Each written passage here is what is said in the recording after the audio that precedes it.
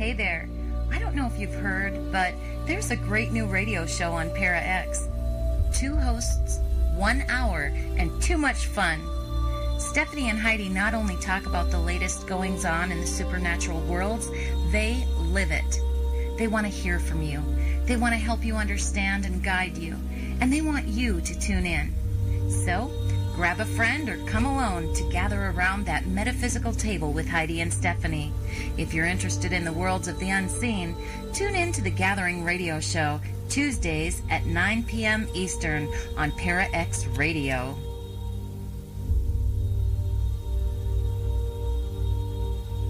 Hi, this is Barry Fitzgerald, and I'll see you in the shadows. Your source for everything paranormal. Para X. The views expressed and the opinions given by the individual host and their guests do not necessarily reflect those of Para X, its affiliates, or its sponsors.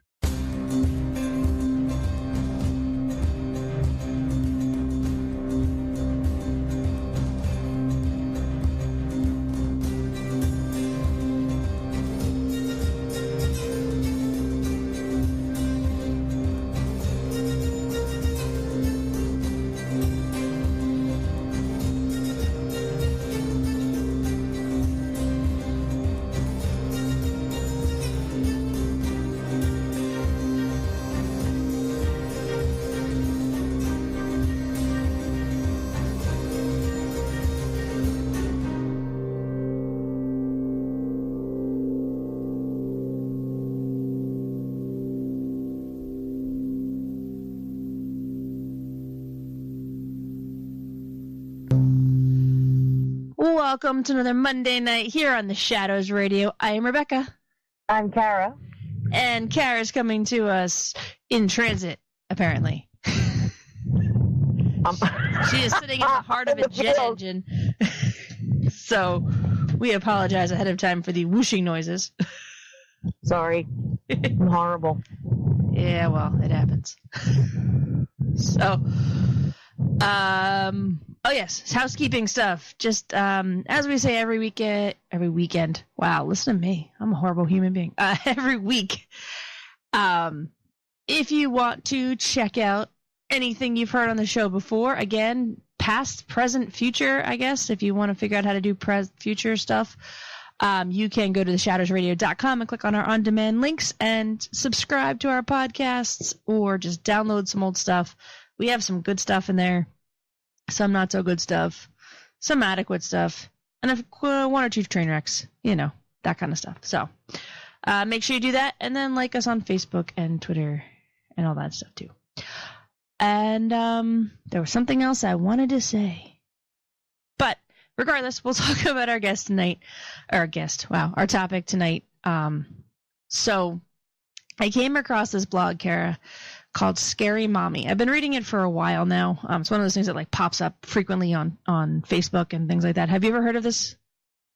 No. Okay. Yeah, it's one of those I don't know. They post articles about moms who write about some stuff. Some of the stuff I agree with, some of the stuff I don't, but it's these real quick one-off reads, and sometimes it feels good to know that you're not the only mom that thinks that way, or whose kids stuck their toothbrush in the toilet, or something, or just these totally bizarre stories.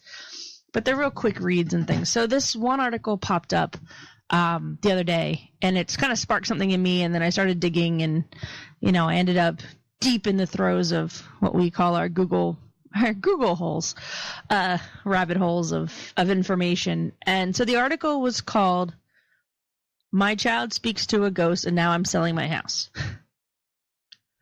That's a good title. It was, well, that's kind of what the way these things are. It's basically my child blank and I am blank. That's the way they structure a lot of their stuff. So, the story basically went that this woman's 2-year-old son walked into their living room one day and told his mom that the little girl that lived in the house was angry or upset, or I forget specifically, but basically, she was sad. And he told his mother, so his mother was pregnant with a baby at the time, and he said, "Oh, not little sister, but the night angel." And his mom kept, kind of pushing him a little further, and finally he she got out of, and obviously it's a 2-year-old, but got out of him. There's a little girl with red eyes that hung out in the corner of the living room. So, needless to say, that's a little terrifying when your child tells you something like that. There's something in the living room with red eyes. Oh, my Lord. Okay. Exactly. So this led the author of the article into the internet for research, and, she kind of described some of the hysterical advice that is out there available. But she also described landing on Reddit, which, if you're not familiar with Reddit, is a forum where people kind of post stories and you can kind of chat board and thing like that. You can chat back and forth about things. And she said she had landed on Reddit, and she posted her story about her son and the Night Angel. And she said the stories came flooding in of kids seeing, this, that, and the other thing in their home. People, kids having tea parties with dead relatives. People describing, people that they couldn't possibly know but had been around, neighbors and friends, things like that. So, she said these stories come flooding in about this. She goes, "We're still selling our house because I'm freaked out, but at least if your kid sees a ghost that you're not alone." Right. So that was kind of the start of this whole thing. And I kind of dove into it. I was like, all right, we've all heard the story that kids are more sensitive to paranormal activity than adults tend to be, right? Have you heard that? Oh, my gosh, all the time. So what have you heard is kind of the basis of that? I always heard that babies saw spirits because they were just in the spirit world themselves. Okay. Before they became human, I guess you could say. And then I've also been told that children can see spirits because they're not influenced by, all the things that adults are influenced by. Okay, yeah. So that I saw that a lot. That comes up a lot when you look at things. And the other one that I had been mentioned is that kids are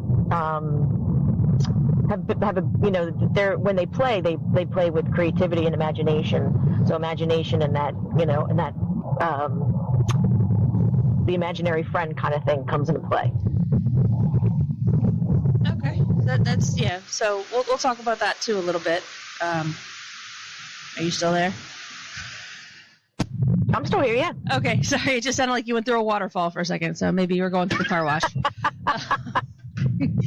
Yeah, so according to psychic Blair Robertson, who I don't know how much credibility you put into him, but he did a whole blog post. I'm sorry, she did a whole blog post on it, so I thought I would quote. And this is a direct quote. It says, "Young children don't have limitations of life and belief system installed in them fully. They haven't been, quote, taught that, quote, ghosts don't exist. So the limitation isn't there. Our deceased loved ones are most certainly watching over us, and I'm absolutely convinced beyond a doubt that they exploit this opening to visit young children in particular. After all, young children are new life, and it brings joy to spirits that they are embarking on their life journey." And she goes on further to say that this is often why children see deceased relatives. Or they'll talk about seeing grandpa or somebody who looks like a relative, that thing. So I thought that was a very interesting kind of idea. Now, she focuses on dead relatives, but the majority of the stories that were initially established in this blog were not, I saw grandma, grandpa, dead Uncle Charlie. It was, I saw a little girl, I saw a little boy, I saw, an old lady or something, something unrelated. There was one story about a woman having a tea party with a elderly woman, and the elderly woman kept requesting vanilla chai tea, which I understand that chai means tea before somebody yells at me for duplicating, but apparently the woman kept asking for vanilla chai tea, which was the old woman who lived in the house before the family. That was her drink of choice, and she had passed away in the home. So these children were having an accurate tea party with the previous tenant, which I thought was interesting. But again, these kids are coming up with these details where it's like, oh, you probably wouldn't know. Maybe if you knew there was an old lady who lived in the house before, you might go with that. But the chances of a child remembering that the woman who lived in the house before drank vanilla chai tea, right, kind of odd. And you know what? It even happened to me. My cousin, so my brother passed away when I was 12, so 1996. come down the line, my cousin is born in 1998. So 2 years after my brother died, this child is born. 1999, my aunt calls my mother in a kind of weird, kind of happy but kind of freaked out noise. You know what I mean? All in the same time. Gotcha. And she says, Max is sitting on the couch playing with Steven. Now, Steven was my brother. Max is my cousin. And my mother's like, what? What are you talking about? Come to find out, this kid who was a year and a half old, give or take, was playing on the couch. He was an only child at the time, was playing on the couch. And when his mother asked him what he was doing, he kept saying he was playing with Steven. Wow. And he kept saying, oh, Steven is showing me a ball. Steven is playing this. Steven is doing that. And that kind of always stuck with my mom, like, because Max is actually Maxwell Steven after my brother. Wow. So I don't know if that was, but it's one of those things where it's like, oh, well, at the year and a half old, now the kid is in college and, he knows who Steven is. Like, that's it. My brother's not a secret. But at that point, he didn't know who he was. Even if he saw a picture hanging on the wall, he wouldn't be able to name. Hell, he didn't even know half the family's name at that point. They're still young. So right. It was just interesting that, this kid was able to say, oh, I'm playing with Steven. Like, that's a very specific kind of thing. Right. So it's interesting.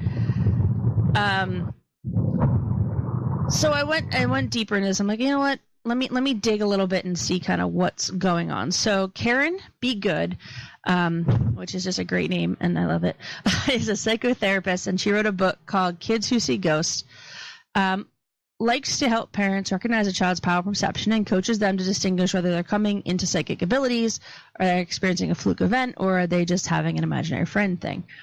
According to Good, a child's chance sighting of a paranormal can be brought on by stress, such as too much diet soda, which I thought was a very oddly specific comment, food allergies, emotional overload, or a negative home environment, and goes on to point out that certain stressful situations can trigger an adrenal overload of stress hormone cortisol, which sends the part of the brain most associated with psychic activity into overdrive. According to her research, stressful situations or traumatic events bring about one-time ghost sightings for children, but it's not necessarily an indication that the child's about to become like a full-on psychic or anything. Now, Carla Walther, who wrote an article called "Can Children See Ghosts? What Parents Need to Know," which is posted on the We Women blog in 2014, says there are many theories as to why children can see ghosts. She actually lists 3 of them. So the first one she said is they have yet to be conditioned by society to ignore what seems impossible. So for a child, they see it. It is what it is. It is in front of me. It is a thing. I see it. Like, they don't question it. They don't, you know what I mean? They don't kind of back away from it. They just, that is what I see. I see a person standing in the corner. Okay, done. Right. Yeah, exactly. And they don't know that it's something to be afraid of either. So for them, it's just another person. We tell them, oh, someone's in your house. They're generally a guest. We treat them, we play with them, we treat them with respect. Right. We don't generally tell them, hey, stranger in my house, let's do something weird about it, So. Right. So that's how they react to things. The second one is similar to what you said. So due to the short time on Earth, babies only recently left the spirit realm themselves. So they're still tuned into what is going on in that world. And Karen Good, like I said, the author of that other book, actually agreed with that and says, quote, one common belief is that they experience spirit because they are closer to the source or to God, the loving energy we all come from. It's still pure and untainted in a child's mind. So again, like you said, they're still relatively new. They haven't been jaded by our lives yet. Exactly. So they have no that's problem. The word I was looking for. Exactly. They have no problem throwing it out there and just saying, hey, I see a kid in the corner.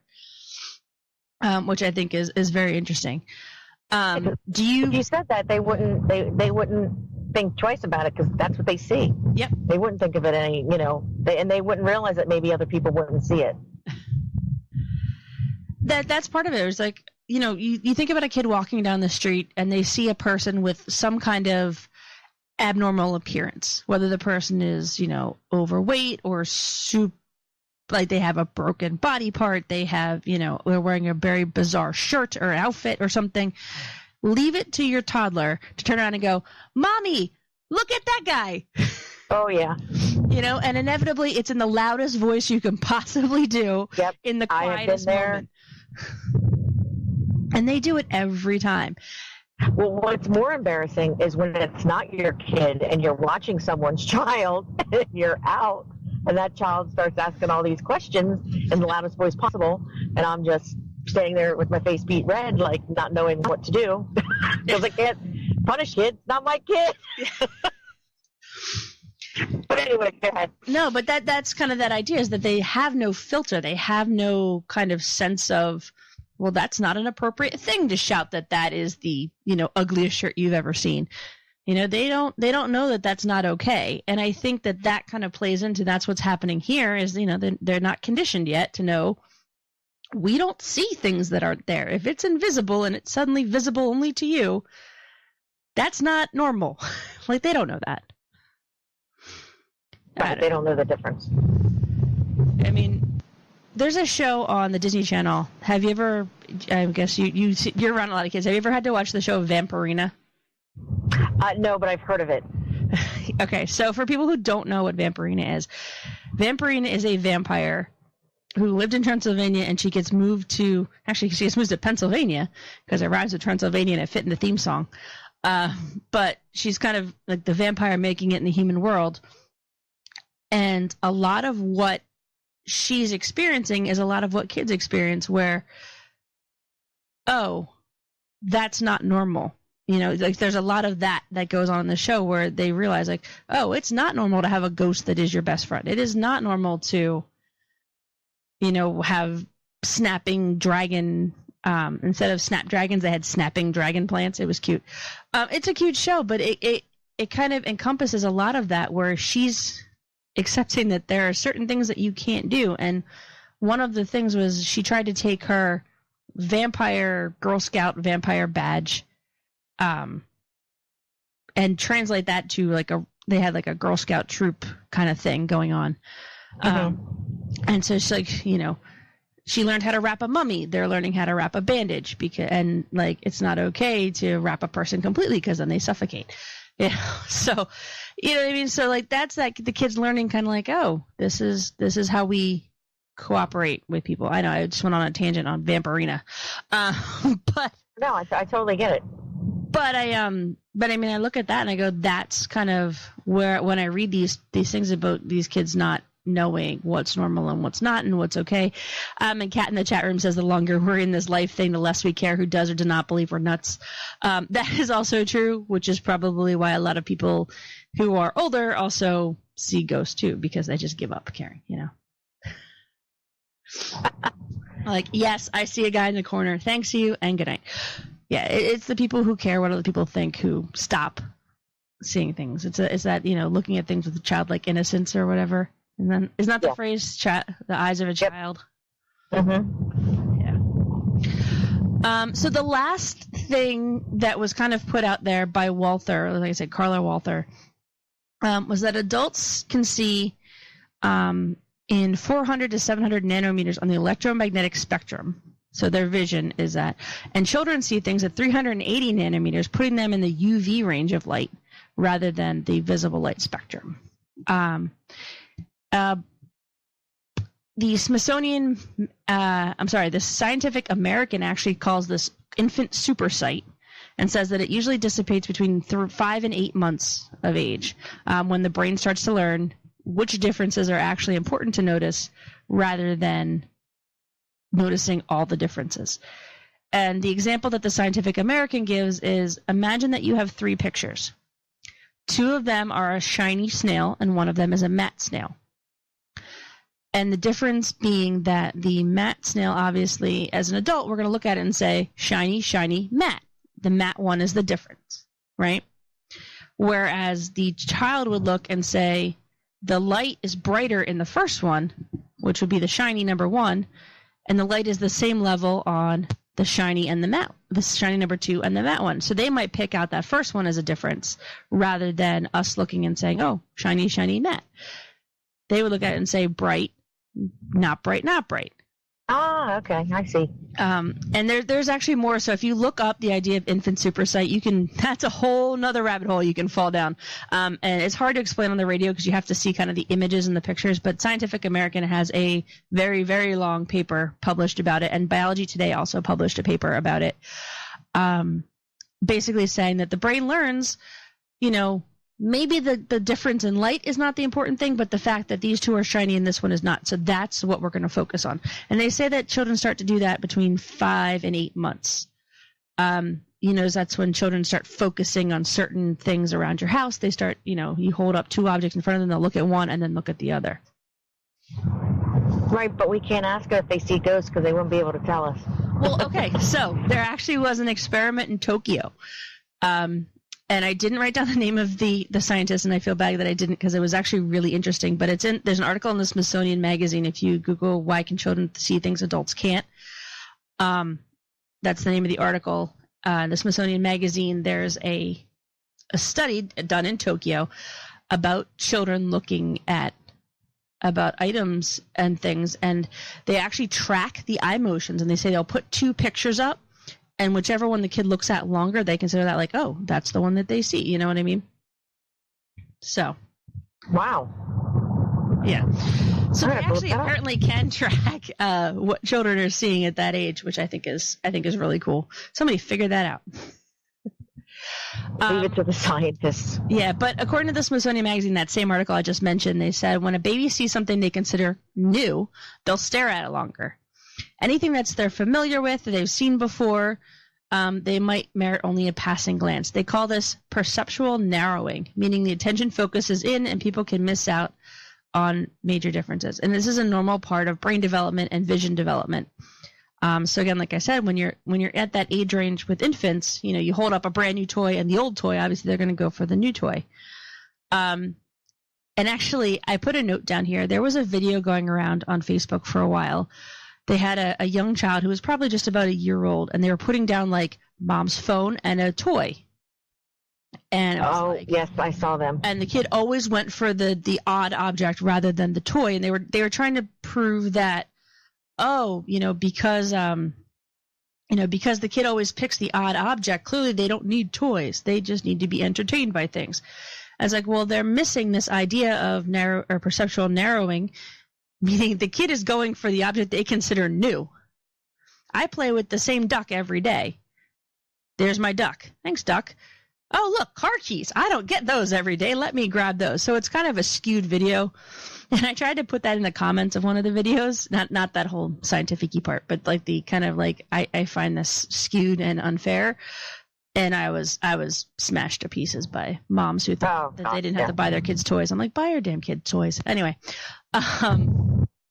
So I think it's very interesting that there is scientific basis for why children might possibly be seeing things that we as adults don't see. So if spirits fall into that kind of UV range that kids at that age are seeing, it's possible then that they're seeing something that we don't, right?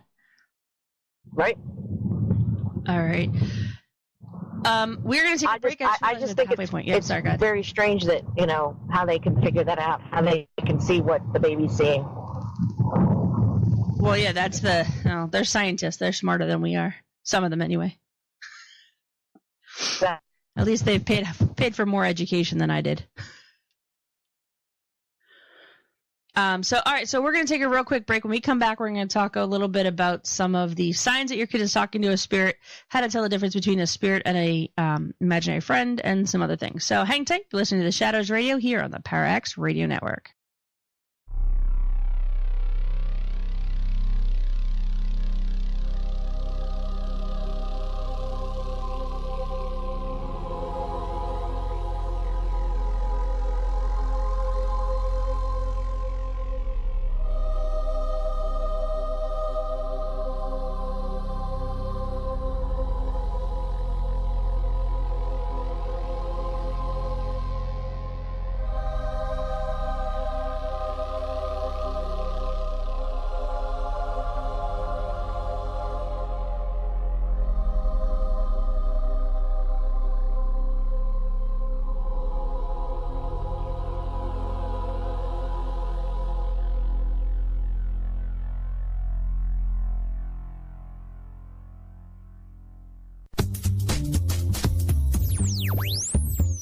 is Aaron Gillo from Ghost Adventures, and you're listening to Parax Radio.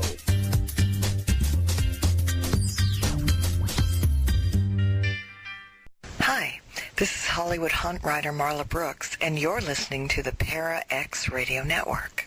Paranormal, Paranormal, Paranormal, Paranormal, Paranormal.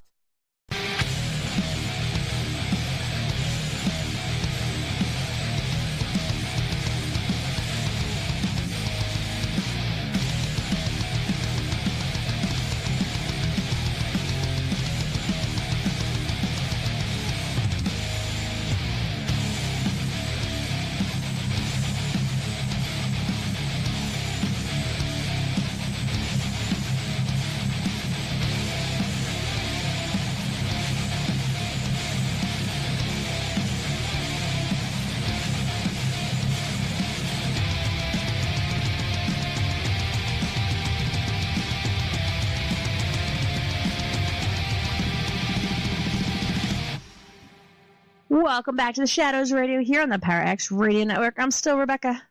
I'm still Cara. Yay! And you are no longer in your submarine. My what? I don't know. People in the chat room decided you were in your submarine.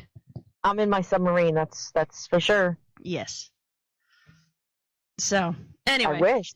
That'd be great. Wish I had a submarine. Just go underwater for days at a time. But what would you do underwater for days at a time? Just binge watch Netflix, eat pizza. I feel like Wi-Fi doesn't reach under the ocean. I would figure something out. Anyway. All right. So, and no, not submarine sandwich, submarine the boat. Sorry, I just had to put that in there. All right. So, on a more skeptical, before the break, we were talking about why kids possibly see spirits more than adults do, and how when you kind of go on these mommy blogs, somebody mentions, oh my god, my kids see ghosts, and the stories just come flying out of the woodwork. Mm-hmm. And we talked about some of the reasons, that psychics claim that kids see spirits, and some of the possible physical reasons why kids could see something different. Obviously, we're talking about the infant super sight. Now, there is also kind of a reverse of that. And that's Frank T. McAndrew wrote an article in Psychology Today. Don't I sound fancy reading all these articles? You do. I do. I'm learned. Anyway, his idea, and I'm going to paraphrase the article because it was very, very long and very technical, but he's talking about what's called the sensed presence. And he says it usually happens to individuals who have been isolated in extreme or unusual environments, and high levels of stress are involved.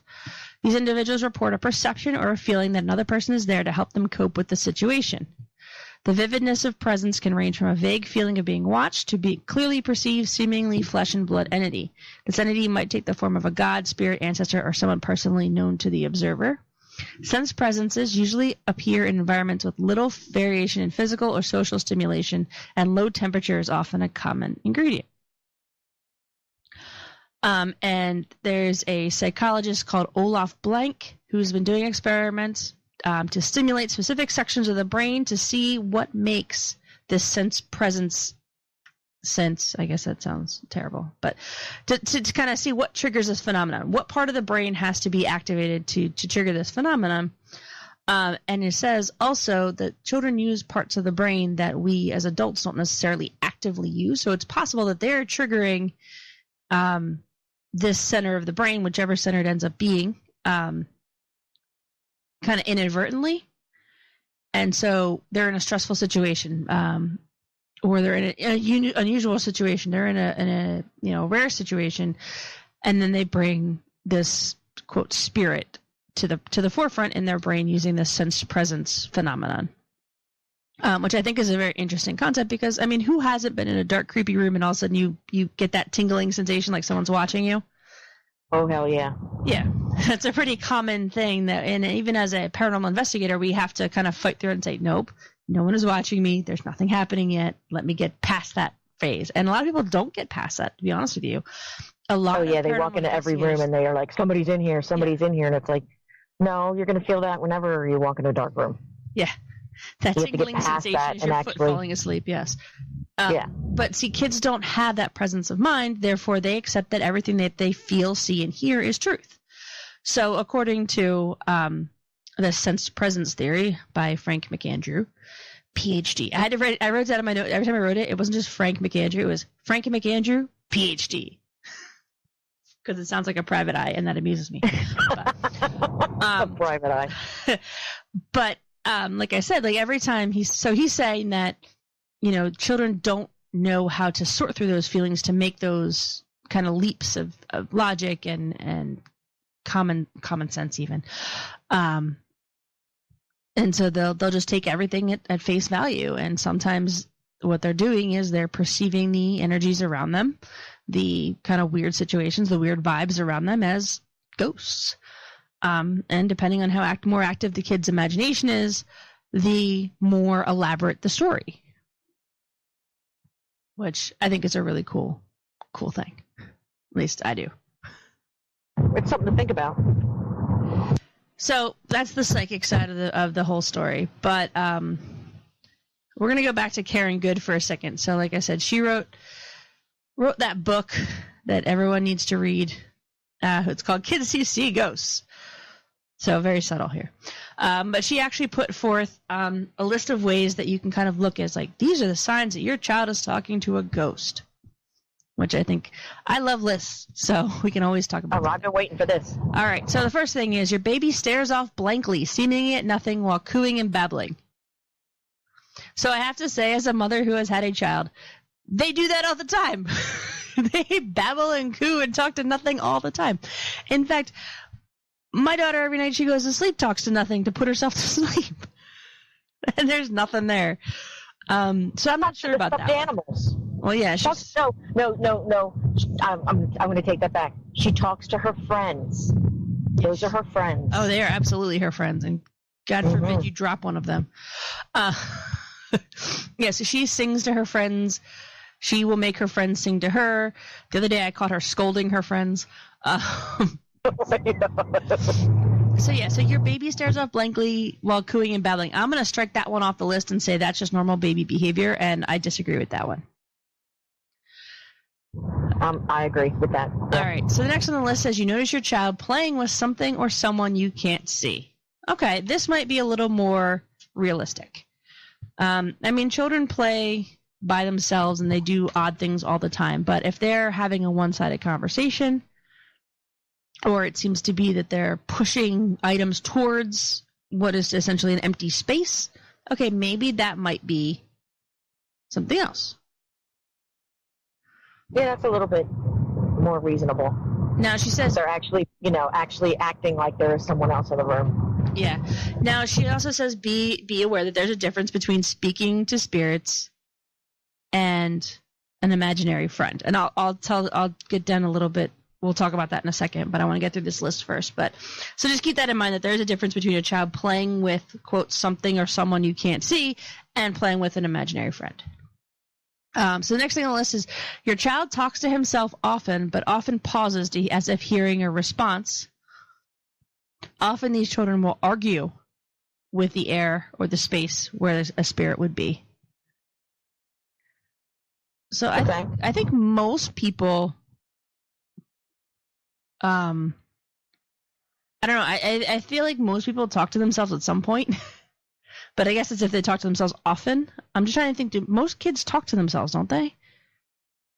I don't. I mean, isn't that how they learn language? They repeat things and they mumble to themselves while they're doing things like, Mommy sometimes, but if somebody's having a conversation and they're like actually pausing to listen to someone else, that's, yeah.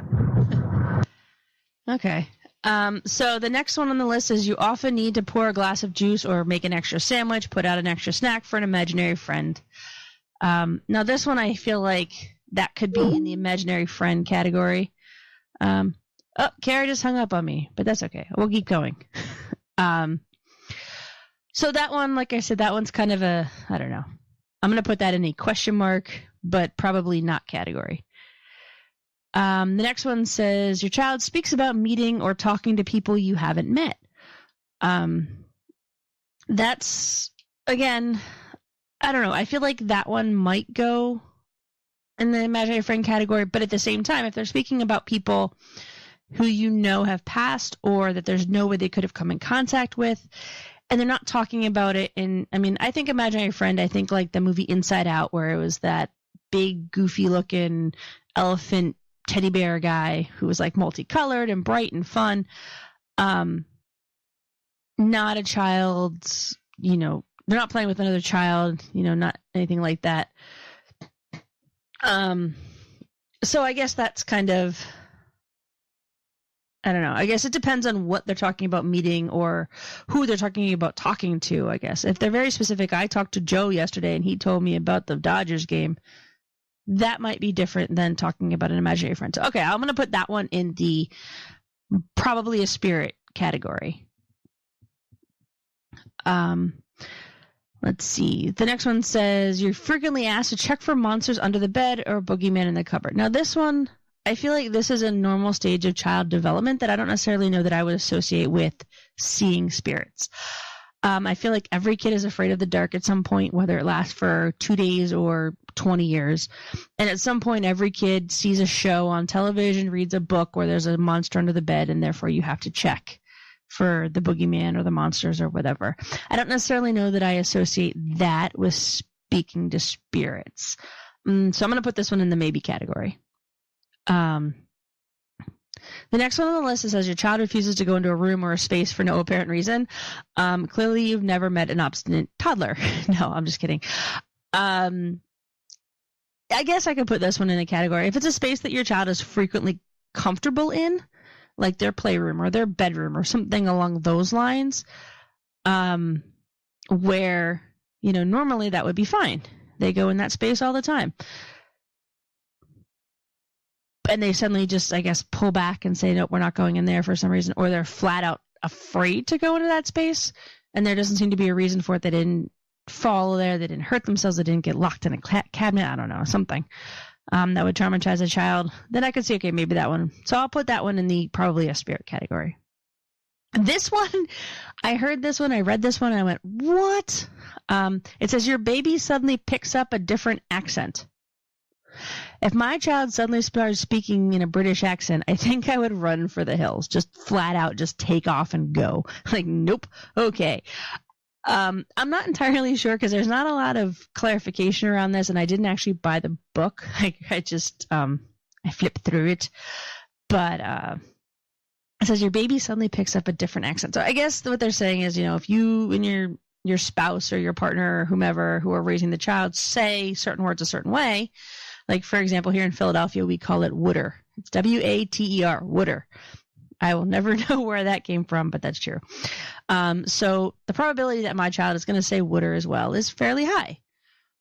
However, if my child suddenly starts calling it, I don't know, wada, that was my terrible Boston accent, by the way. Terrible Boston accent. But if they suddenly start doing that, I would be like, okay, maybe that's suspicious. Where would you have heard that enough that it would imprint itself on your speech pattern?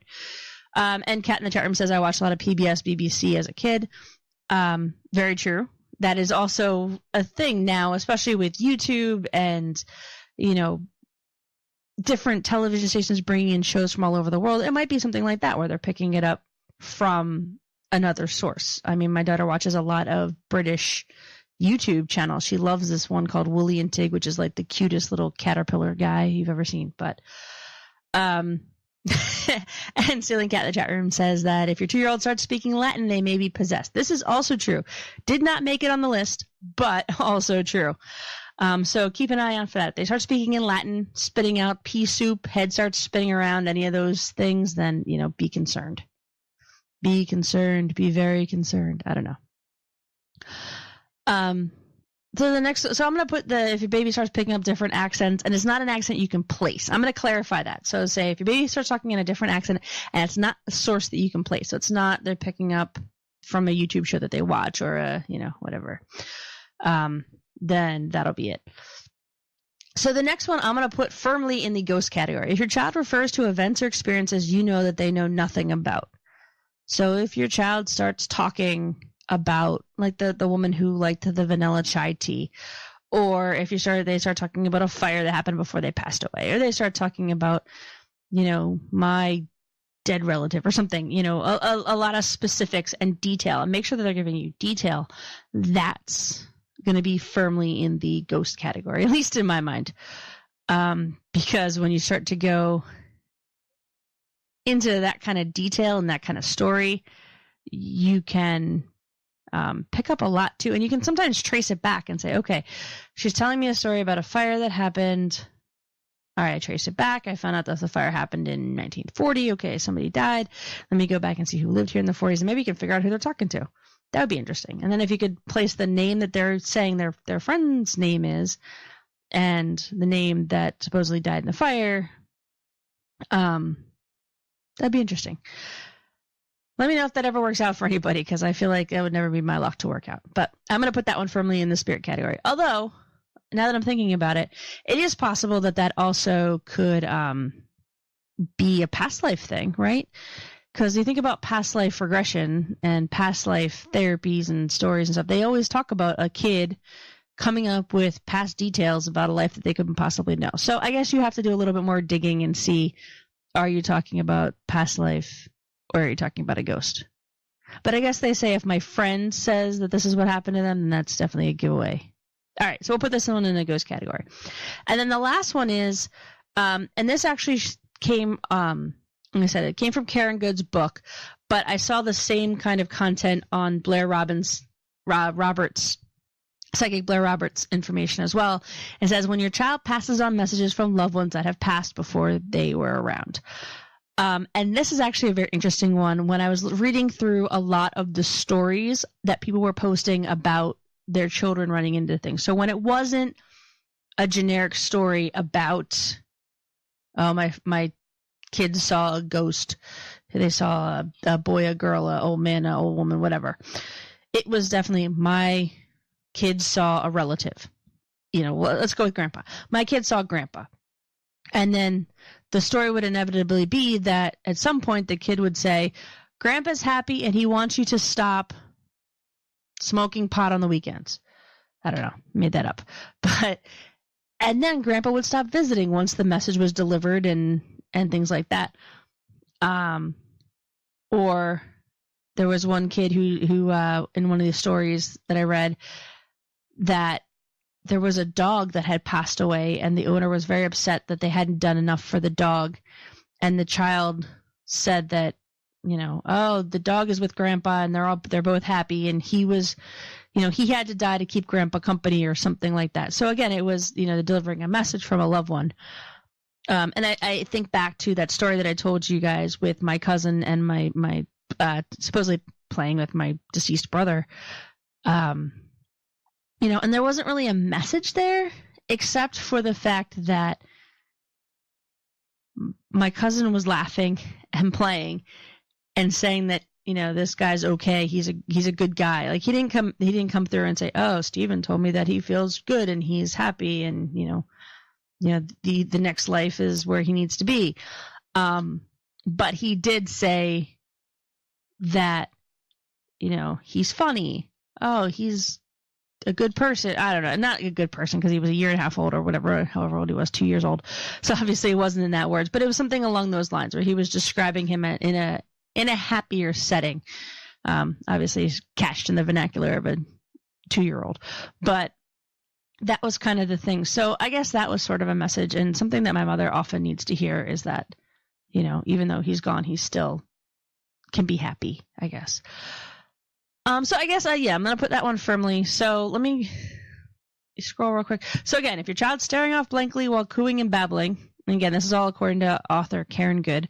If you notice your child playing with something or someone you can't see, they talk to themselves. If you have to make an extra sandwich, if they talk about details and meeting people you haven't met, or you're frequently asked to check for monsters, then you might have a ghost, and your kid might be interacting with them specifically. So again, like I said, I'm going to put about half of these in the actual ghost category and half of these in the just childhood behavior category. But you put them where you feel like you need to put them. And the last piece of this before we run out of time here, I'm going to say, is people always say the difference between imaginary friends and spirits, because I'm going to say every child, but not every child.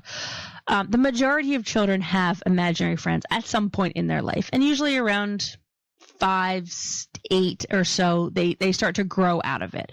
According to psychologists, if a child is seeing an imaginary friend past the age of 8, it's time to kind of encourage them to let that friend go. Now, again, that's between you and your child and their psychologist, but that was from an article on Psychology Today about how most children have an imaginary friend. And they say that for younger children between the age of 3 and 6, it's actually a very good way for them to build imagination.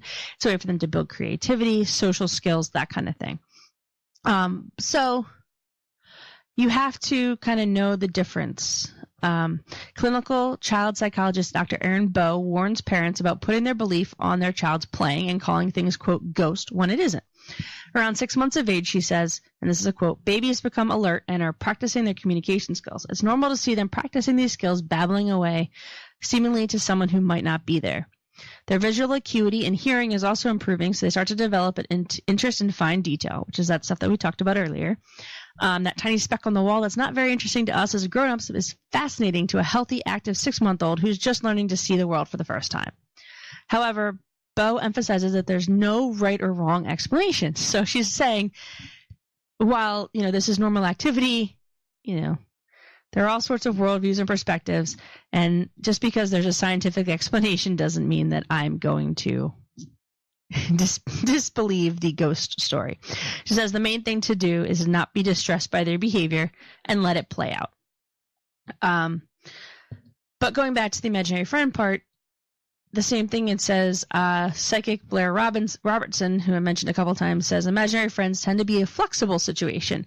So when your child's talking about their imaginary friend, ask them for details. If they pause and formulate an answer in their head, and the answer changes, the imaginary friend comes with them, it changes clothing, it has different reactions, you can kind of see them build a story. It's quite adorable at times and fun to experience, and watch these little kids kind of create these stories, according to Robertson. But she also says that, like a real person, the answers won't be flexible. They're often able to describe with terrific accuracy and detail with no hesitation. As in, the man was standing right there wearing X, Y, and Z with pure detail. Or he tells me about this situation. Oh, he tells me about his son. And then he tells you the same story again. So she says the way to tell the difference between whether your child is talking to an imaginary friend or a spirit is, again, ask details. What are they wearing? How do they change clothes? Where do they often appear? Because often spirits will appear to children in the same general area. They won't kind of wander around. If the imaginary friend gets in the car and goes to the store with you, the chances are it's an imaginary friend and not a spirit. Same thing if the child says that the entity goes to school with them or changes clothes or does, many of these things that are more fluid, then you're probably talking to an imaginary friend. And Kat in the chat room says, am I the only kid that didn't have an imaginary friend growing up? I honestly don't remember if I did or not. I was trying to think about that during our commercial break, and I don't remember. I don't have any recollection of any imaginary friend that I actually did have, or one that my mother has reminded me that I had, because she likes to remind me when I do stupid things, so it's possible that she would have brought it up again. So I'm wondering if I was just not a very creative child. Who knows? But in all the articles that I read and all of the comments and all the things, the one big tip was this. No matter what your belief system is, no matter whether you believe in ghosts or not, whether you think your child is seeing an imaginary friend or a spirit, when they tell you something or someone you can't and won't see, take them seriously. Even if you don't entertain the thought of ghosts, trust what they say, trust that they see and hear and feel what they say they're seeing and hearing and feeling. Don't tell them they're wrong. Don't kind of squash their thing. Because even if it is an imaginary friend, the last thing you want to do is squash their creativity when they're building these kinds of things. Especially a child, like I said, we're talking about young children here, and they're kind of building that creativity and that growth. So just take them seriously. Trust what they say, and trust that they believe what they say. So that's my parenting advice for the day. No, sorry. That is, like I said, and all these things, even from the Skeptical Psychological Journal that I read, the Smithsonian Magazine, the authors who were touting children seeing spirits all over the place, they all say the same thing. Just trust them and believe them and just listen to them. So half the time they don't need you to interact. They don't need you to react. They just want you to listen. And the one thing that that did come up a number of times was don't act or react scared. That's kind of the worst thing you can do when a kid comes and tells you they saw a ghost or they saw something like that. The worst thing that could happen is that you get scared as the adult, because if they tell you a detail and then all of a sudden the adult acts, kind of scared, that then triggers that, oh, this is something to be feared, and it could cause some major problems. So anyway, I'm going to end on that happy note, but no. I think if I was to wrap this up and kind of give you my personal opinion, do I think kids see ghosts more than humans? Do kids see ghosts more than humans? Yes, maybe, I think. And I think it just comes down to because they haven't learned to be skeptical yet. They learn to take everything at face value, black and white, up is down, all that kind of thing. They haven't learned to question things like that yet. So they take it and they do kind of run with it.